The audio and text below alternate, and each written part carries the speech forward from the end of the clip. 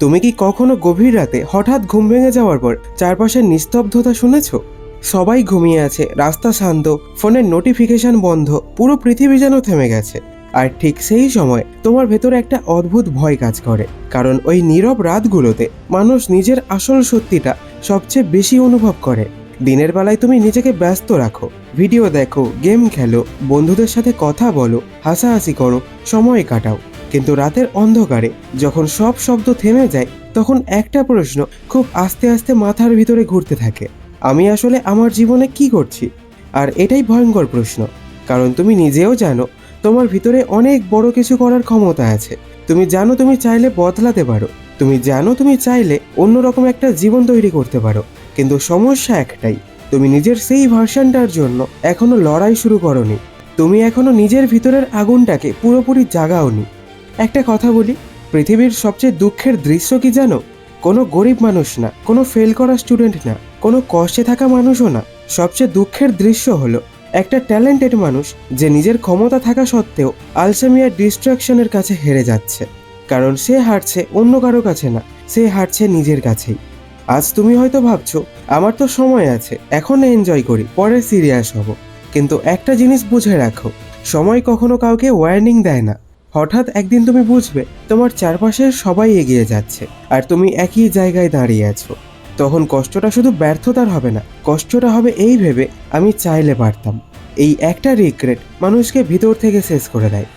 একটা ছোট scene imagine করো, একটা ছেলে রাতে ছাদে দাঁড়িয়ে আছে, তার হাতে একটা পুরনো বই, চারপাশে অন্ধকার, দূরে কয়েকটা বাড়ির আলো জ্বলছে। সে বইয়ের দিকে তাকিয়ে আছে, কিন্তু তার মাথার ভিতরে হাজারটা চিন্তা। সে জানে এই মুহূর্তে তার পড়া উচিত, কিন্তু তার মন বলছে আজ না হয় থাক, কাল থেকে না হয় পড়িয়ে। আর ঠিক ওই একই সময় কোথাও আরেকটা ছেলে একটা ছোট ঘরে ঘামতে ঘামতে পড়ছে। তার ঘরে হয়তো এসি নেই, দামি টেবিল নেই, পারফেক্ট পরিবেশ নেই, কিন্তু তার ভিতরে একটা জিনিস আছে, জেদ। সে জানে তার লাইফ চেঞ্জ করার জন্য কেউ আসবে না, তাই সে নিজেই নিজের ফিউচার তৈরি করছে। এখন প্রশ্ন হলো, এই দুজনের মধ্যে ডিফারেন্স কোথায়? ট্যালেন্টে? আইকিউতে? না, ডিফারেন্স শুধু মাইন্ডসেটে। একজন টেম্পোরারি কমফর্ট চুজ করেছে, আর একজন পার্মানেন্ট রেসপেক্ট চুজ করেছে। আজ তুমি যেই ডিসিশন নিচ্ছ সেটাই ধীরে ধীরে তোমার ডেস্টিনি বানাচ্ছে। তুমি যখন একটা বাড়তি 1 ঘন্টা নষ্ট করো, তখন লাইফ সেটা রেকর্ড করে রাখে। আর তুমি যখন ডিস্ট্রাকশন ইগনোর করে পড়তে বসো, তখনও লাইফ সেটা রেকর্ড করে রাখে। কারণ জীবন খুব শান্তভাবে চুপচাপ বিচার করে।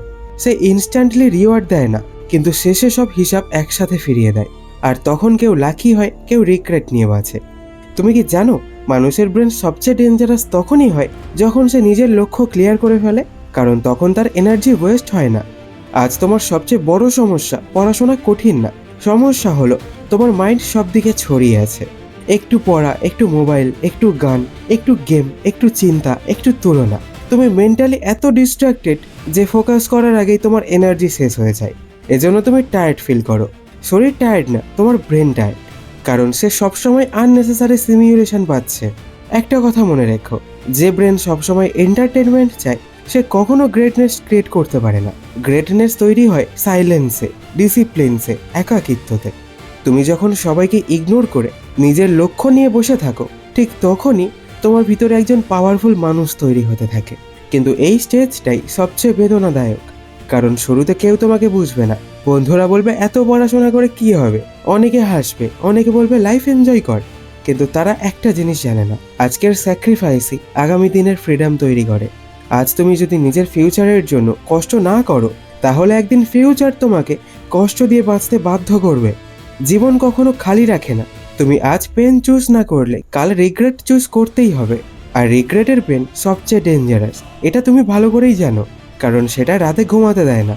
একদিন তুমি আয়নার সামনে দাঁড়িয়ে নিজেকেই প্রশ্ন করবে, আমি যদি তখন একটু সিরিয়াস হতাম, আজ কি অন্যরকম লাইফ হতো না? এই প্রশ্নটা খুব যন্ত্রণাদায়ক, তাই এখনই পাল্টানো দরকার। কিন্তু একটা জিনিস ক্লিয়ার করে রাখি, তুমি একদিনে মেশিন হয়ে যাবে না। একদিন মোটিভেশন শুনে পুরো লাইফ চেঞ্জ হয়ে যাবে না। রিয়েল চেঞ্জ খুব ধীরে হয়, শান্তভাবে হয়। প্রথমে তুমি শুধু 20 মিনিট ফোকাস করতে শিখবে, তারপর 1 ঘন্টা, তারপর ডিস্ট্রাকশন কন্ট্রোল করতে শিখবে। আর ধীরে ধীরে তোমার পুরো আইডেন্টিটি বদলাতে শুরু করবে। কারণ সাকসেসফুল মানুষরা আলাদা কিছু করে না, তারা একই ছোট কাজগুলো কনসিস্টেন্টলি করে। একটা গাছ যেমন প্রতিদিন একটু একটু করে বড় হয়, ঠিক তেমনই সাকসেসও স্লোলি তৈরি হয়। কিন্তু প্রবলেম কি জানো, আজকের জেনারেশন সবকিছু ইনস্ট্যান্টলি চায়, instant reply, instant entertainment, instant happiness. এই জন্য ধৈর্য হারিয়ে গেছে, আর ধৈর্য ছাড়া বড় কিছু তৈরি হয় না। যেমন তুমি একটা বীজ লাগিয়ে পরের দিন ফল আশা করতে পারো না, তেমনই 2 দিন পরেই এক্সট্রা অর্ডিনারি রেজাল্ট আশা করলে হবে না, তোমাকে প্রসেসের প্রেমে পড়তে হবে। কারণ যারা শুধু রেজাল্ট ভালোবাসে তারা মাঝপথে থেমে যায়, আর যারা প্রসেস ভালোবাসে সাকসেস শেষ পর্যন্ত তাদের কাছেই আসে। আর যদি তুমি সত্যিই পড়াশোনার নেশা তৈরি করতে চাও, তাহলে প্রথমে একটা জিনিস বদলাও, নিজেকে নিয়ে তোমার ধারণা। তুমি বারবার নিজেকে উইক বলো, লেজি বলো, অ্যাভারেজ বলো, আর তোমার ব্রেন সেটাই বিলিভ করতে শুরু করে। কিন্তু যেদিন তুমি নিজের মাথায় নতুন পরিচয় তৈরি করবে, সেদিন এভরিথিং চেঞ্জ হতে শুরু করবে। তাই নিজেকে বলো, আমি ডিসিপ্লিনড হচ্ছি, আমি ফোকাস করতে শিখছি, আমি আমার ফিউচার তৈরি করছি। এই কথাগুলো ছোট মনে হলেও এগুলো তোমার সাবকনসিয়াস মাইন্ড রিরাইট করে, আর সাবকনসিয়াস মাইন্ড রিরাইট হয়ে গেলে পুরো জীবন বদলে যায়। একটা ঈগল আর একটা কাকের মধ্যে ডিফারেন্স জানো? কাক সব সময় নয়েসের মধ্যে থাকে, ঈগল একা ওড়ে। যারা বড় কিছু করে তারা অনেক সময় একা হয়ে যায়, কারণ তারা জানে সবাইকে ইমপ্রেস করতে গেলে নিজের ফিউচার ডিস্ট্রয় হয়ে যাবে। তাই যদি কখনো একাকী ফিল করো, ভেবো না তুমি পিছিয়ে যাচ্ছ, হয়তো তুমি গ্রো করছো। কারণ গ্রোথের একটা স্টেজ আছে যেখানে তোমাকে টেম্পোরারিলি সবার থেকে আলাদা হতে হয়, এবং বিলিভ মি, এই স্টেজটাই একদিন তোমাকে এক্সট্রা অর্ডিনারি বানাবে। একদিন যখন তুমি সত্যিই নিজের লাইফ চেঞ্জ করবে, তখন মানুষ তোমার বর্তমান দেখবে। কেউ দেখবে না কত রাত তুমি সাইলেন্টলি কেঁদেছো, কেউ দেখবে না কতবার গিভ আপ করতে ইচ্ছে করেছিল, কেউ দেখবে না কত টেম্পটেশন ইগনোর করেছো, কিন্তু তুমিই জানবে এই সাকসেসের পিছনে কতটা নীরব যুদ্ধ ছিল। আর ওই ফিলিং পৃথিবীর সবচেয়ে পাওয়ারফুল ফিলিং। কারণ তখন তুমি বুঝবে তুমি নিজেকে হারাতে দাওনি। আজকে তুমি যে বই খুলছো সেটা শুধু এক্সাম পাস করার জন্য না, তুমি নিজের ফিউচার পার্সোনালিটি তৈরি করছো, তুমি নিজের মাইন্ড ট্রেন করছো, তুমি নিজের ক্যারেক্টার বিল্ড করছো। আর ক্যারেক্টার স্ট্রং হয়ে গেলে লাইফের কোনো ঝড়ই তোমাকে সহজে ভাঙতে পারবে না। তাই আজ থেকে একটা প্রমিস করো, আর অ্যাভারেজ মাইন্ডসেট না, আর এক্সকিউজ না, আর আননেসেসারি ডিস্ট্রাকশন না। কারণ তোমার ভিতরে যে ক্ষমতা আছে সেটা নষ্ট করার অধিকার তোমারও নেই। তুমি এই পৃথিবীতে শুধু সার্ভাইভ করার জন্য আসোনি, তুমি এসেছো নিজের নাম তৈরি করতে। তুমি এসেছো এমন কিছু করতে যাতে একদিন তোমার ফ্যামিলি তোমাকে নিয়ে প্রাউড ফিল করে। ভাবো তো, একদিন তোমার বাবা কারোর সামনে হাসি মুখে বলছে, ও আমার ছেলে বা ও আমার মেয়ে। একদিন তোমার মা চুপচাপ চোখের জল মুছছে, কারণ আজ মানুষ তোমাকে রেসপেক্ট করছে। এই দৃশ্যগুলো ইমাজিনেশন না, এগুলো রিয়েলিটি হতে পারে। কিন্তু তার জন্য আজকের তোমাকে বদলাতে হবে, আজকের কমফর্ট ছাড়তে হবে, আজকের লেজিনেস মারতে হবে।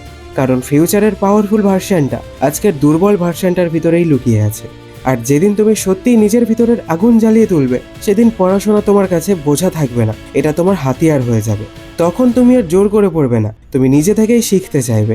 কারণ তখন তোমার চোখে শুধু একটা জিনিস থাকবে, নিজের বেস্ট ভার্সনে পৌঁছানোর ক্ষুধা। আর সেই ক্ষুধা যেদিন সত্যি তৈরি হবে, সেদিন তোমাকে থামানোর ক্ষমতা পৃথিবীর কারো থাকবে না। তো একটাই রিকোয়েস্ট, যদি ভিডিওটা একটুও ভালো লেগে থাকে তাহলে একটা লাইক করে তোমার মনে যা আসে কমেন্ট করে আমাকে জানিও। আর ভিডিওটা তোমার সেই সমস্ত বন্ধু বান্ধবীদের সাথে শেয়ার করো যাদের অবস্থা তোমার মতোই। তাহলে দেখা হবে পরের ভিডিওতে। তাই ভালো থেকো, সুস্থ থেকো, ধন্যবাদ।